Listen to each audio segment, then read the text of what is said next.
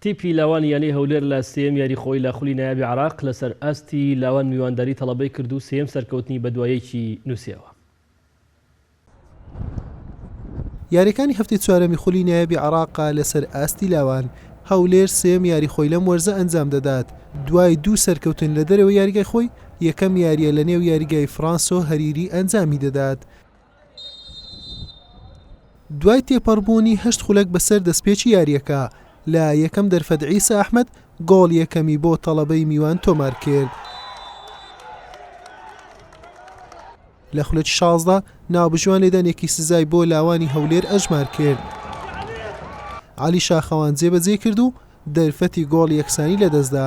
هەولێر لەگەڵ ئەوەی کۆنتڕۆلی تۆپی زیاتر گرت بۆ دەست بەڵام لا نیوە یەکەم نەیتوانی ئەنجامەکە یەکسام کاتەوە.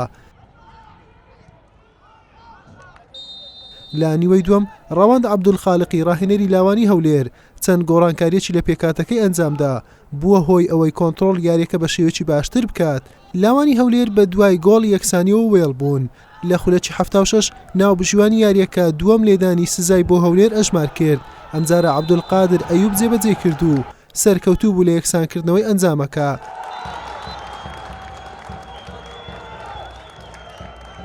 لە خولەکی 85 کاروان عزەدین گۆڵی دۆم و پێشکەوتنی بۆ لاوانی یانی هەولێر تۆمار کرد و یاریەکەش بەم ئەنجامە و بە سەرکەوتنی هەولێر بە کۆتا هات.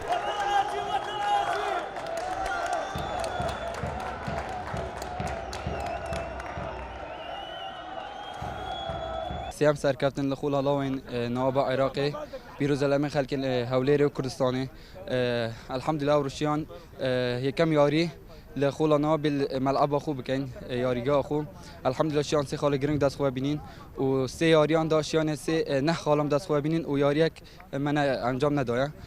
ئینشاءالله بشین لە ڕێزبەندیان پێشێ بین ئینشاءالله بشین خزمەت ئەوانە هەولێر بکەین دیفشیانێت خۆ. سەرەتا پیرۆزبایی لە تیپی لاوان یانی هەولێر دەکەم بۆ پێشکەشکردنی ئەو ئاستە بەرزە. بێگومان خولی لاوان بۆ بنیادنان و دروستکردنی یاریزانە بۆ هەڵبژاردەکان و تیپی یەکەم. هەردوو تیپ ئاستێکی بەرز و ناوازەیان پێشکەش کرد. پیرۆزە لە یاریزانە پاڵەوانەکان و ستافی ڕاهێنەران بۆ ئەم ئاستە بەرزەی یاریەکە. بەم شێوەیە هەولێر لە کۆی سێ یاری خاوەنی نۆ خاڵی تەواوە و لە خانەی دووەمی ڕیزبەندی کۆمەڵەکەیەتی ڕۆژی سێشەمەش لە چوارەم یاری خۆی دەبێتە میوانی زاخۆ. حوسێن محەممەد کەناڵی ئاسمانی پێام هەولێر.